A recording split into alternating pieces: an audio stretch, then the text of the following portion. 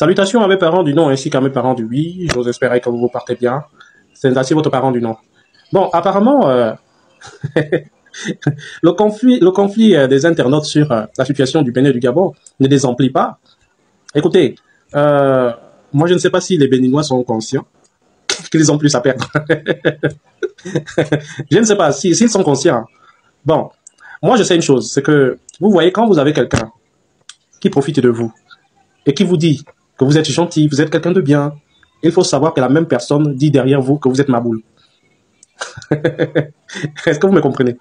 Quand quelqu'un qui profite de vous dit que vous êtes gentil, et le dit tout le temps, hein, faut savoir que la même personne dit que vous êtes ma boule quand vous n'êtes pas là. Et nous, on est très contents parce que quand on dit qu'on est gentil, c'est-à-dire que je ne sais pas ce qu'on gagne derrière, quoi. Donc les Gabonais ont peur d'être traités de xénophobes. Mais vous n'avez rien compris. Vous voyez ce que Donald Trump fait pour son pays. Il n'a rien à foutre. Que l'on dise que Donald Trump, il n'a rien à foutre. Il a mis tout le monde au pas. Européen ou asiatique ou africain ou tout le monde au pas. Il n'a rien à foutre. Pourquoi? Parce que son pays est attractif. Soit vous avez le choix. Hein? Vous avez le choix. Ou vous acceptez les conditions qu'il pose pour venir dans son pays, ou vous ne venez pas.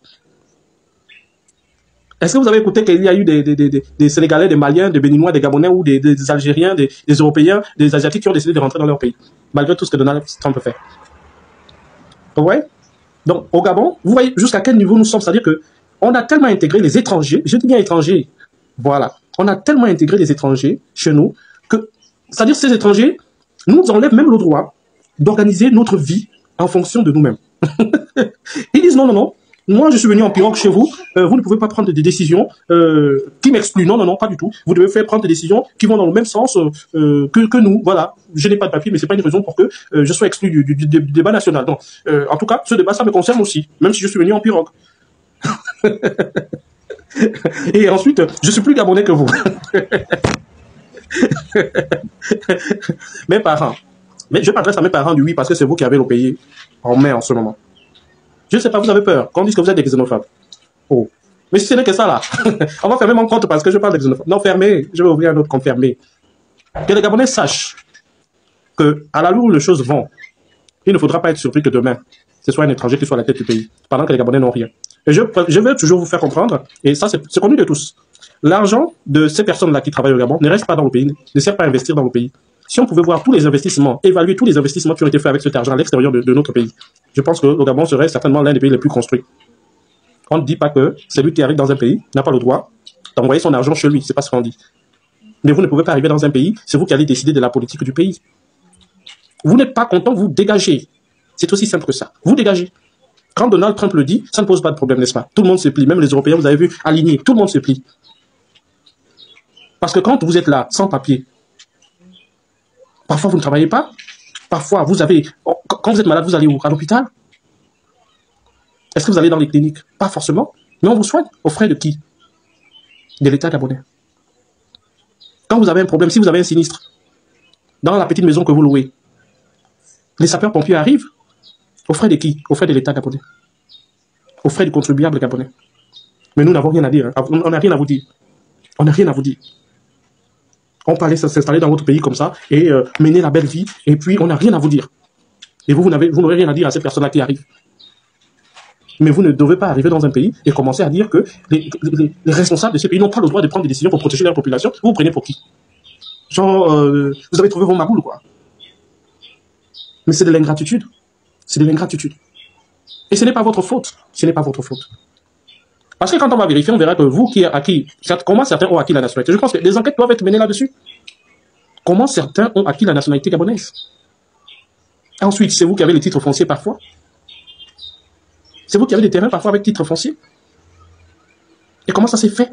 Tout ça, normalement, dans un pays qui est en train de se reconstruire, tout ça devrait être revu, recorrigé. Si le président de la République, M. Brice Clotaire Oligui Nguema, ne récupère pas le pays ces 7 ans-là, je vous assure que dans une vingtaine d'années, le pays ne nous appartiendra plus. Parce qu'aujourd'hui déjà, nous ne sommes même pas encore trop loin. Mais pour prendre des décisions, on doit désormais demander la permission des étrangers, des expatriés. On doit leur demander la permission.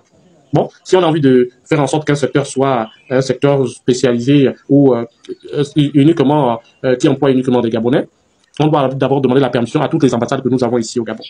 Parce que vous pensez que nous, on est bêtes, quoi. Voilà. On a des comptes à vous rendre. Vous avez eu vos gens qui vous ont installés, qui vous ont donné la nationalité gabonaise, et du coup, vous êtes devenus plus Gabonais que les Gabonais. C'est ça? Bon, tout ça devrait être, on devrait mener des enquêtes. Jusqu'au titre foncier.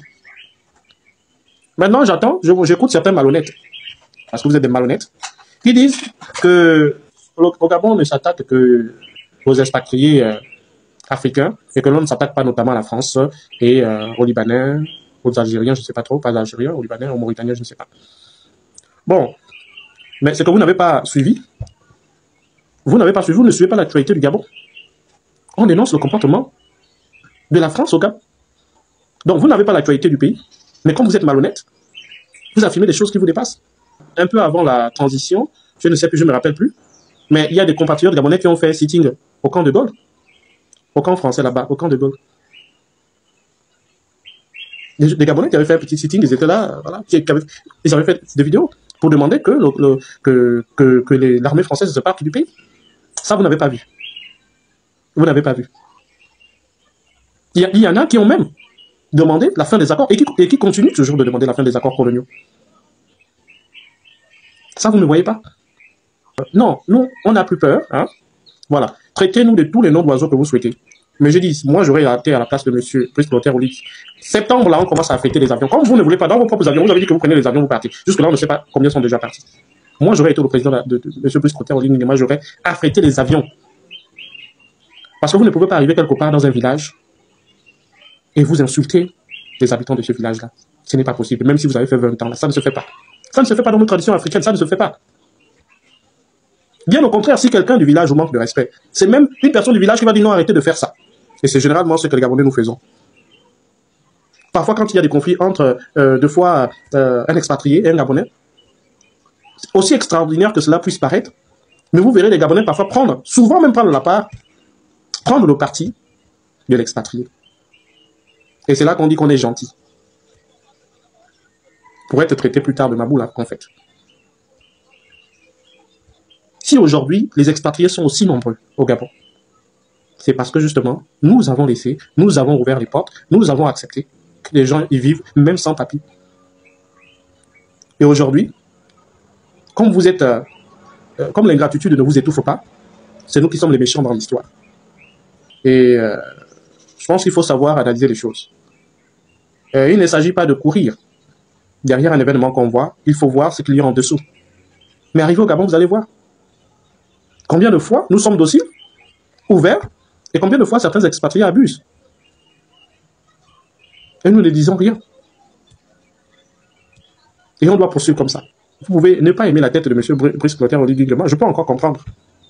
Mais si vous n'avez pas analysé une société à fond, comprendre les ressorts qui gouvernent cette société, ne vous prononcez pas. Parce que ça devient ridicule. Vous avez de la notoriété, apprenez à vous en servir. Parce que quand quelqu'un qui a de la notoriété sur le plan international sort je n'ai pas envie de dire des bêtises, mais des arguments qui ne tiennent pas la route, qui ne sont fondés sur aucune étude réelle de la vie des Gabonais, de la vie des expatriés au Gabon, c'est proprement décevant. Je ne vais pas citer des noms. Nous connaissons qui sont les activistes de renommée ici internationale. Je ne vais pas citer de noms. Pour ne pas vous jeter l'anathème. Arrêtez de vous prononcer sur des affaires que vous ne maîtrisez pas. Parce que vous allez aller dans un endroit. Vous pensez que les Gabonais ne pêchaient pas avant que nos frères béninois n'arrivent ici. Vous pensez que les Gabonais ne pêchaient pas, on n'allait pas à la pêche, on ne mangeait pas du poisson. Donc, je ne veux pas être très long, j'ai déjà été très long. Ce que je souhaite simplement dire, c'est que je peux ne pas partager la politique de M. Brice Clotaire Oligui Nguema, mais il faut que nous remettions de l'ordre pour les Gabonais. Que nous remettions de l'ordre. Que nous remettions de l'ordre sérieusement. Sinon, au bout d'un moment, je pense que c'est la nationalité que nous donnons, la nationalité gabonaise que nous donnons aux gens. Et ces gens qui s'installent et qui, à la fin, ne sont pas reconnaissants, Je pense qu'à ce niveau, on risque d'avoir un plus gros problème dans une vingtaine, une trentaine d'années. C'est-à-dire nos enfants vont avoir des problèmes avec ces personnes, les enfants de ces personnes-là ou ces personnes-là. Chaque planète a sa propre guerre. Mais sous la lune, on est tous frères. Un message.